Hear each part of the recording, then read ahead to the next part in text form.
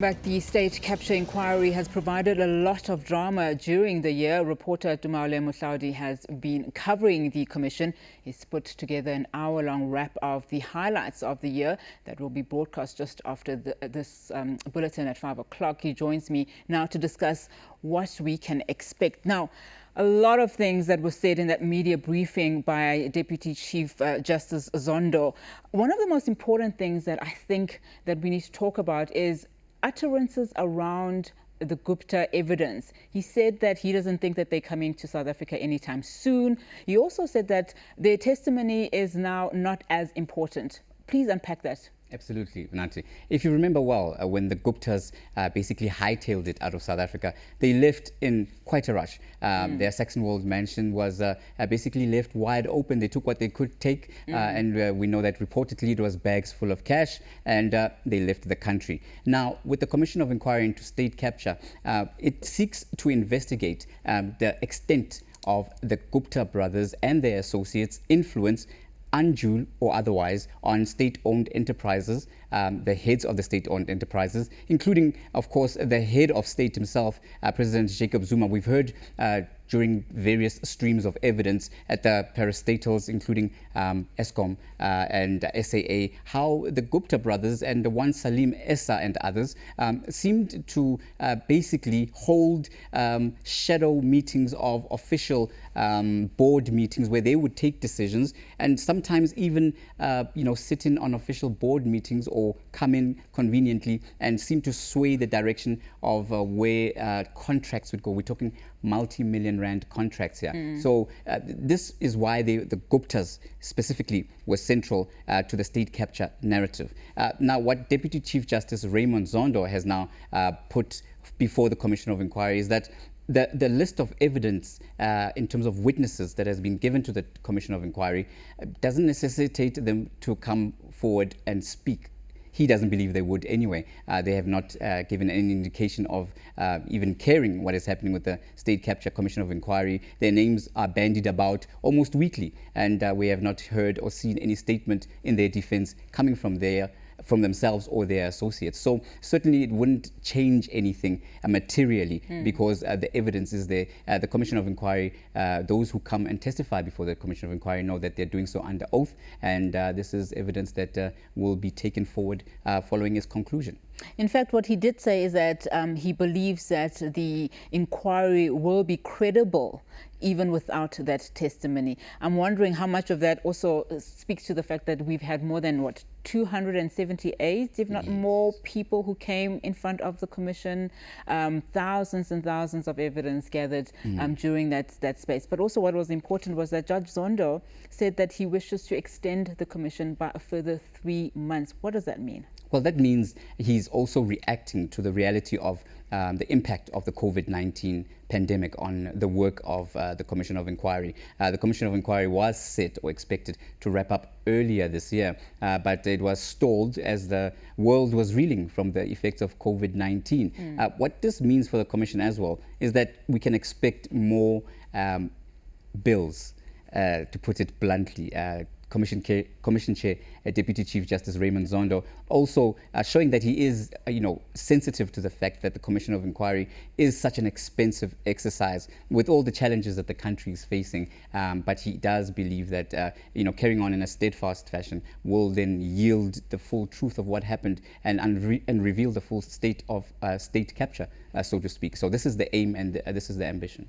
Another thing that came out of that briefing, obviously, is the fact that President Cyril Ramaphosa will be appearing before the commission. It's not yet clear when he will appear, but what do we make of just the president coming to the commission? I mean, what weight does this bring to the inquiry? It certainly brings a lot of weight, and it answers critics who had been saying that, former President Jacob Zuma seems to be the man when it comes to the state capture narrative, and that the current incumbent was also a key member of the cabinet when Zuma was, of course, head of state, and yet he seems to have sidestepped the Commission of Inquiry, or certainly the evidence leaders don't seem to have focused on him. So bringing him to the fore, then pours water on that argument, and he will then get an opportunity to lead evidence and tell his side of the story. What did he hear in these cabinet meetings, and what did he know about the Guptas? Were there any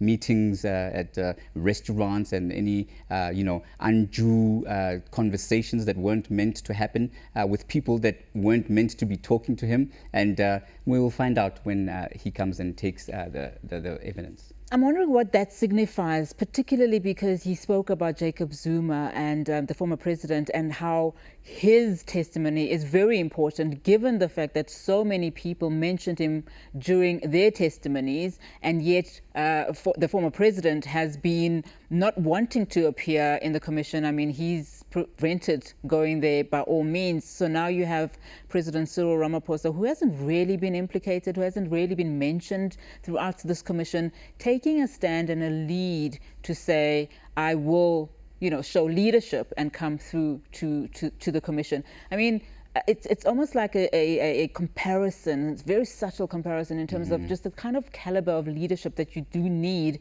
during this time at the commission. Absolutely, and it's a good observation you're making. That comparison, when you speak about former President Jacob Zuma and his posture towards the Commission of Inquiry, going so far as to attack the character of Deputy Chief Justice Raymond Zondo as Commission Chair, and trying to throw shade to Deputy Chief Justice Raymond Zondo and his motivations as to why he is so determined to have the former president testifying, talking about things about past relationships and an obsession with crucifying him being former President Jacob Zuma. But when you look at the evidence streams from the various state-owned enterprises, even so far as local government and municipalities, the name of former President Jacob Zuma keeps coming up consistently. And even during the Commission of Inquiry throughout the year, evidence leaders would take time to try and question whether, when people made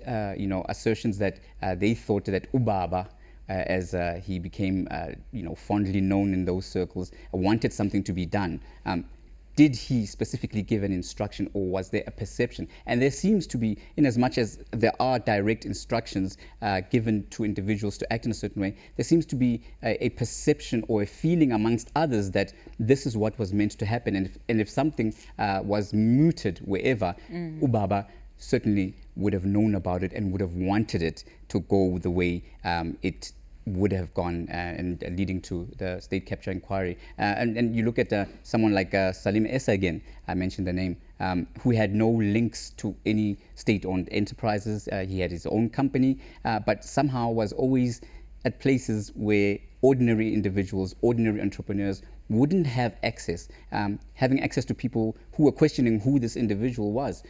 You hear the evidence, some of them looking at the way he used to dress in meetings, and certainly the way he used to impose himself. That's a direct link when they questioned the individuals he came with, who would say that Ubaba wanted him there. It raises a whole lot of questions, but it also pokes a lot of holes in former President Jacob Zuma's assertions that he is effectively being used as a scapegoat on the altar, being slaughtered on the altar of the State Capture Commission of Inquiry. Now, with the 3 months that have been added onto the commission, I mean, that's still yet to be determined, but that's what Deputy Chief Justice would like to see. We still have a couple of witnesses expected to appear at the commission. I mean, the Chief Justice Deputy Chief Justice mentioned that state-owned entities, obviously, still a couple of people still needed to be interviewed there.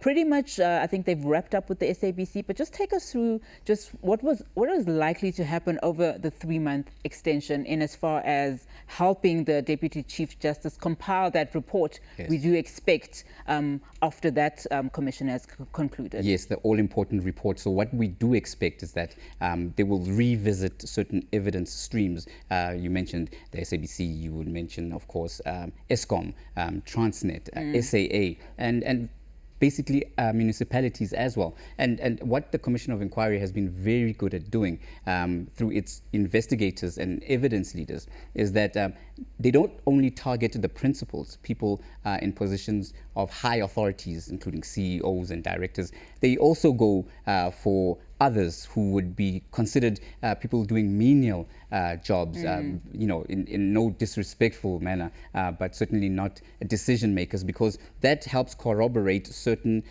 lines of testimony. We've seen when Nomvula Mokonyane was before the Commission of Inquiry, they went so far as to bring a cook in a catering company to corroborate certain events that were said to have taken place. And so what this does is that it gives the Commission of Inquiry a lot of credibility, and it certainly fleshes out the stories and weeds out the hearsay and he said, she said. We've seen a lot of that where people either forget things, or when the going gets tough, they start finger pointing. All right, we ran out of time, but very quickly, you've been following this story for months now, since 2018. Yes. Okay, I'm told that we need to wrap, because you do have that special anyway coming up. Look out for Tumaole, always a pleasure to speak to you. Thank you so much for your time.